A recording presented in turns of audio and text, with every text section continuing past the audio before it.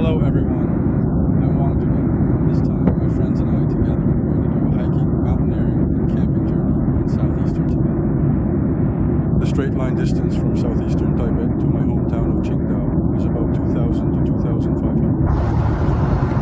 We are going to explore two regions in Tibet. One is the mountain of Kula Kangri and the other is Basan Lake in Nayachi. Why are we visiting these two places? This is because the landscapes of these two places are completely different. One is surrounded by snow-capped mountains, while the other is a primeval forest of dense highland woods. We will be making different attempts and explorations in these two locations, hoping to bring everyone unique camping experiences. Stay tuned.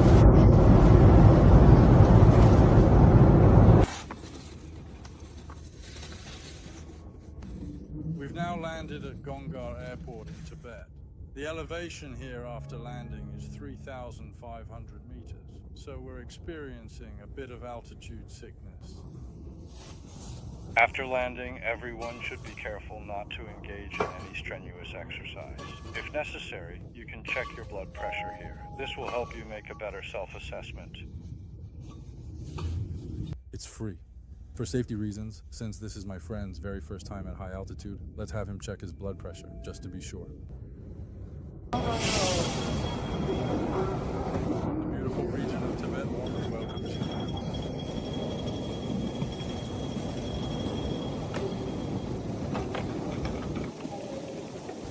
After leaving the airport, the weather was just perfect. You could say it was bright and sunny. Because of the high altitude, the ultraviolet rays are quite strong, so everyone should take precautions against sun exposure. Otherwise, you might get a tan after going back. Let's load our luggage onto the car first.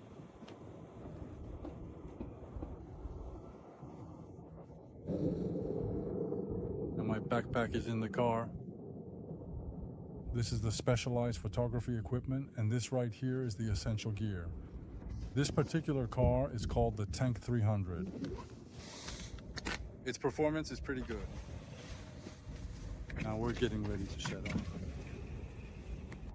Take a look at this little travel bag of mine. It's something I just made myself, and it matches the color of the car perfectly. This bag is simply for holding glasses.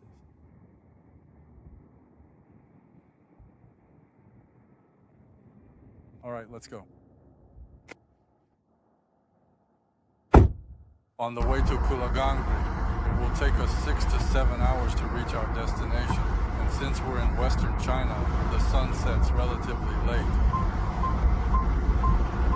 So the scenery is still very beautiful right now. It looks like autumn.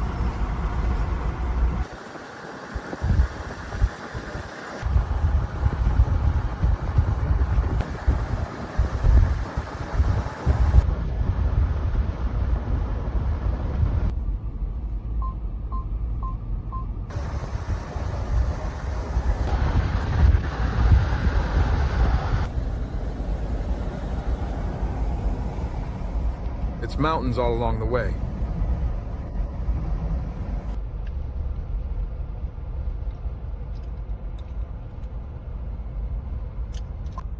We've been driving for 3 hours now, and we've already reached an altitude of 4,800 meters here.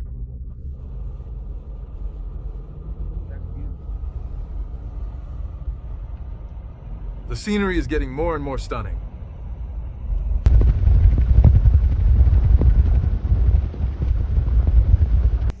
There are several beautiful, tranquil lakes like this along the way, all located in the scenic Shannon area of Tibet. It's incredibly beautiful and breathtaking. It's like a mirror set among the majestic mountains.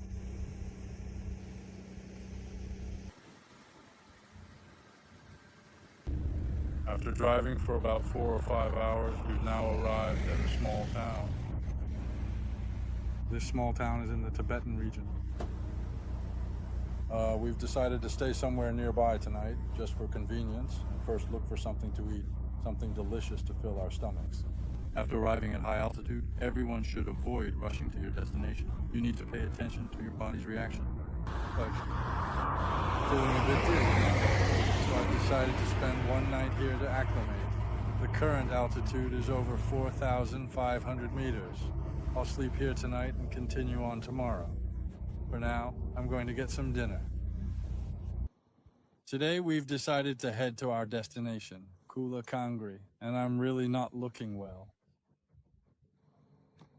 Because there's too little oxygen here. Just a reminder for everyone. If we want to go to that Kula Kangri, we need to first get a border permit here before we can head to Shannon. Let's go inside and take a look.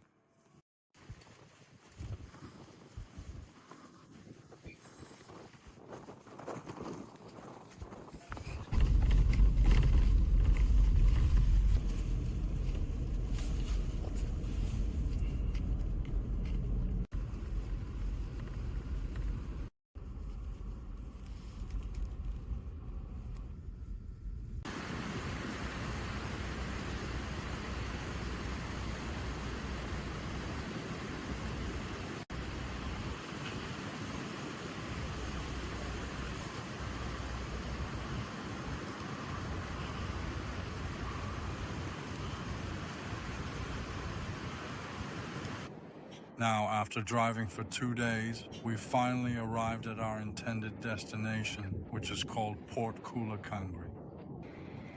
It's the snowy mountain that you can see right behind me. Tomorrow, we're going to head into the mountains for an exciting hiking and camping trip together. It's said that there are 3 incredibly beautiful and scenic lakes hidden deep inside the mountains, and we'll be camping right there by the lakeside. Tonight, we're staying at a small, cozy local guest house that is run by friendly Tibetan residents. We'll rest and relax here for the night. And then tomorrow morning, we'll start heading into the mountains to begin our adventure. This is a very typical and authentic Tibetan hotel. Its entire decor style is richly and traditionally Tibetan.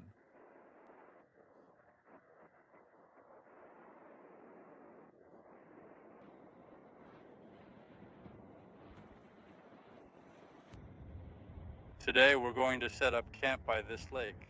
Its elevation is 4,500 meters.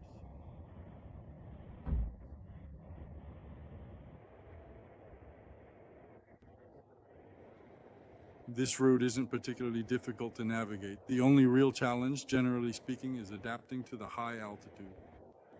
We made a mistake. We traveled from Qingdao to Tibet. The flight distance is well over 2,000 kilometers. After we finally arrived in Lhasa, the altitude here was already as high as 3,500 meters, but this time since there was still a long way from Lhasa to Kula Kangri, we decided to drive. When we reached the first stage at 4,500 meters, all of us experienced some degree of altitude sickness. I'm still having a bit of a headache today. Let's move forward first. One thing everyone needs to pay attention to is the high altitude means the ultraviolet rays are very strong, so everyone needs to be well prepared for sun protection. Then we slowly continued upward. The scenery is still very beautiful. Very soon you can see the endless snow-capped mountains. Let's keep going up and see. After walking for about 10 minutes, we arrived at the first lake. It's magnificent, especially the snow mountains. I think if the snow-capped mountains are reflected in this lake at dusk, it must be truly very beautiful. We've decided to go up to the mountain ridge to take a look, so let's keep moving forward. Right now we're heading over there to find a flat spot, and we're now discussing setting up camp on the ridge across from us. This way, we might be able to see the most beautiful part of the snow-capped mountains.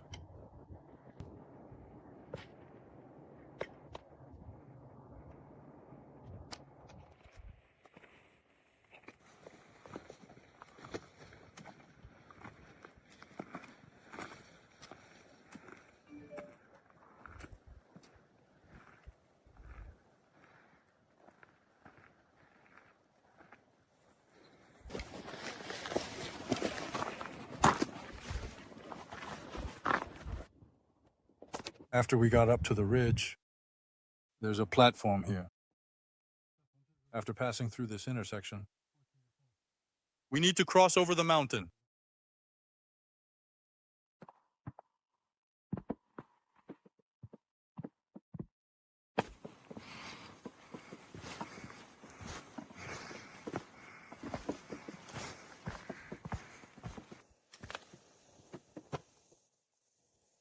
It's so beautiful. The entire landscape is spread out before your eyes. I think this is the greatest meaning of hiking.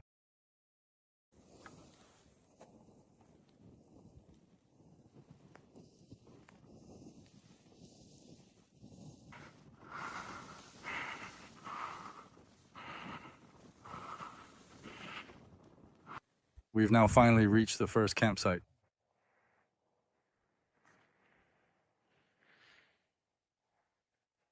Isn't it beautiful? I honestly have no other fancy words left to describe it.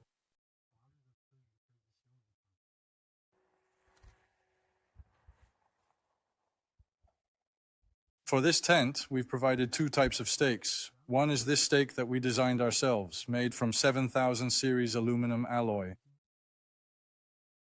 It's extremely sturdy. And this ground stake is 4 grams lighter than the 30 centimeter DAC stake. The 30 centimeter DAC stake weighs 64 grams. It weighs 64 grams, while this stake weighs 60 grams. For the other corners, we use this type from DAC.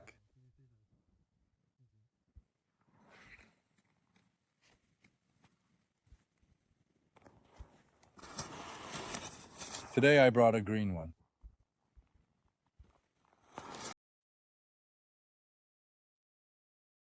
This Vista tent model comes with 2 support poles to expand the interior space of the tent.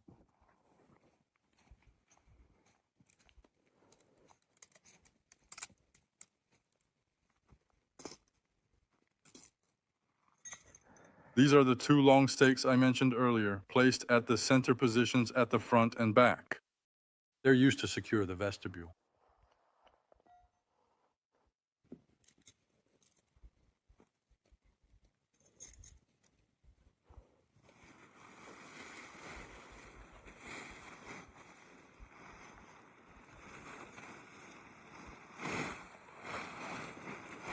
When setting up the Vista tent, we also need to follow a basic order. First, lay the tent floor flat. It's a rectangle. This tent is designed for 2 people. Start by securing 2 corners of the outer tent. That way, even if it's windy, the tent won't easily get blown away.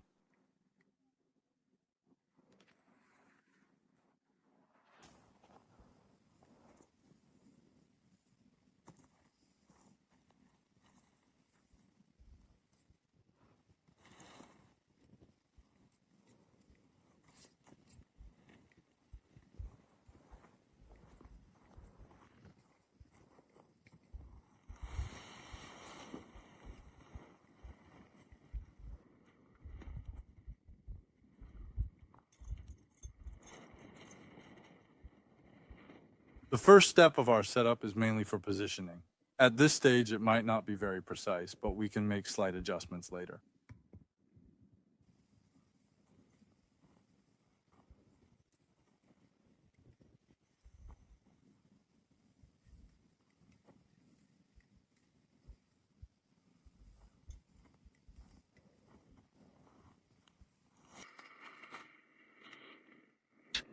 Inside, there's a small pouch. This pouch is specifically used to support and hold our trekking pole securely in place. Just insert the trekking pole carefully into it. One side of the pouch is made of durable Hypalon fabric, which is stiffer, making it much easier for us to insert the pole. Then the tent pole needs to go through this webbing strap. This webbing loop serves a stabilizing function.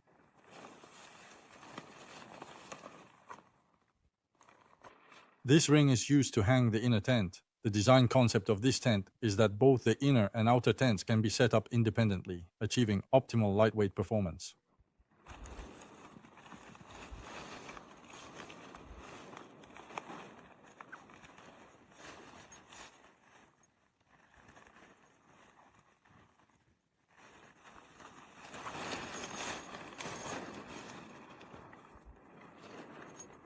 Now I'm going to insert the trekking pole into the pocket.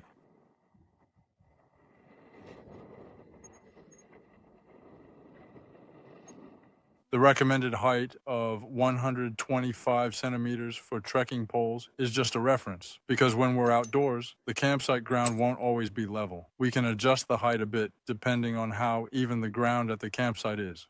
But generally, it shouldn't be less than 125 centimeters. I'm going to secure this front guy line first. This way, the windward side will be stabilized.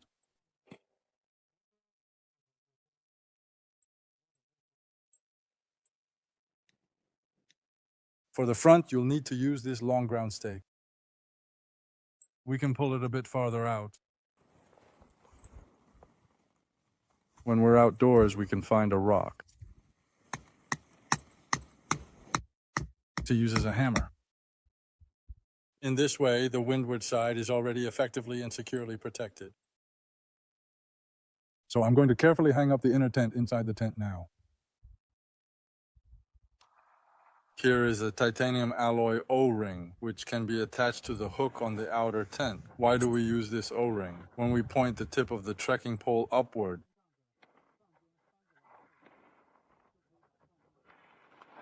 you fit the pole into this O-ring. The inner tent sets up alone.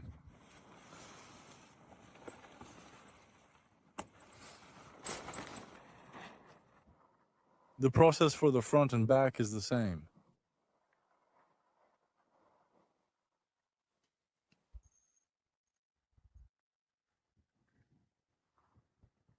Open up this dual-purpose guy line. Why is it called dual-purpose? Because the top end is attached to the peak of the tent, while the bottom end is attached to the tent's vent. After securing the stakes, this setup not only isolates the vent for better ventilation, but also creates a more stable anchor point at the top. Once you stake it down here, the whole tent will be extremely stable.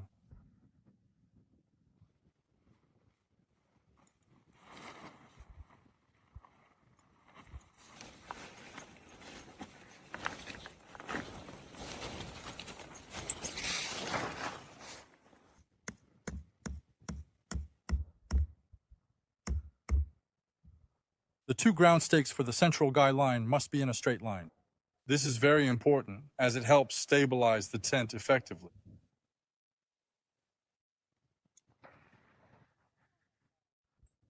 We can see that at the top and waist, along the length of the tent, there are two guy line attachment points. These 2 points can be anchored at the same spot. Open them at the same time.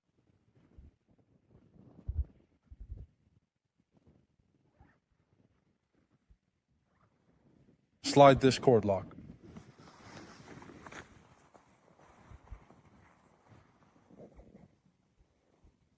Two guy lines are anchored at the same point, which saves one ground stake.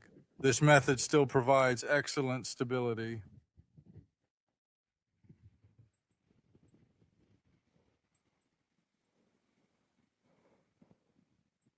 The position of the ground stake simply needs to be precisely in a straight line with the width of the outer tent to ensure proper alignment.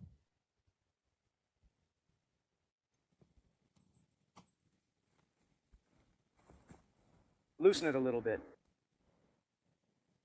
All of these need to be adjusted gradually afterward to make the tent fully taut.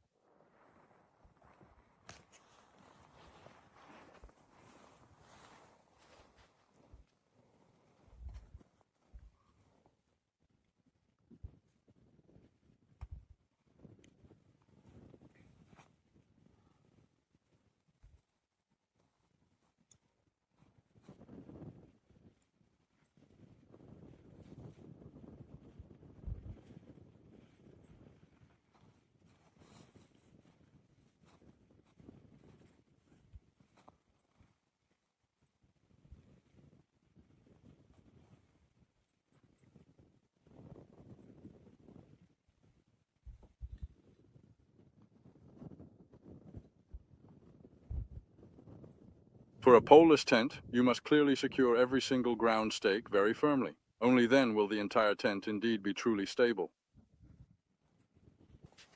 Now, I'd like to show you a small detail in the design of the vestibule of the Vista tent.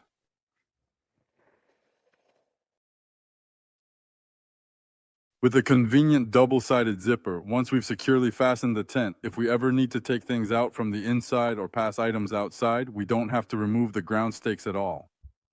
Just open the zipper here and you can take things out. And then we've designed this adjustable snow skirt.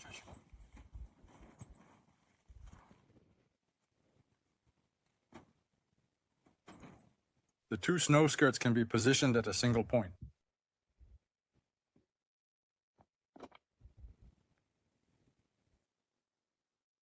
When it's windy or when using it in winter, we can use this snow skirt as a windbreak. But if we're using it in the other 3 seasons, like in summer, we can just pack the snow skirt away.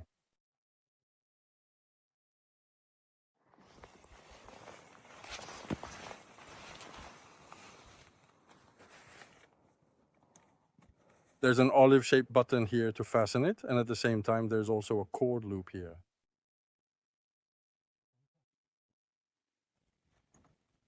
They can keep the tent stable, and they're all adjustable.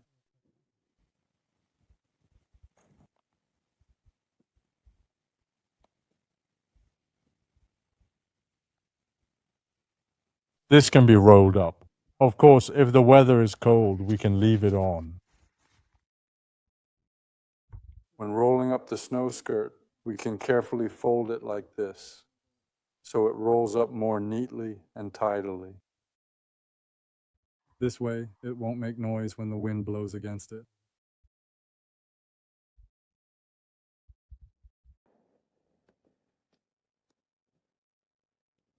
Because the Vista tent is a pole-less tent and uses trekking poles for support after we set it up for the first time, the exact position might not be that precise, so we'll inevitably need to make some adjustments. This includes when we first stake down the 4 corners. For the 2 extended stakes, don't pull the rectangular stake too tight. This will provide us with some much-needed cushioning support when set up the trekking pole. We can first carefully adjust our trekking poles to 125 or 130 centimeters. Then, when we use them for support as we go up, it will definitely make bearing the weight just a bit easier.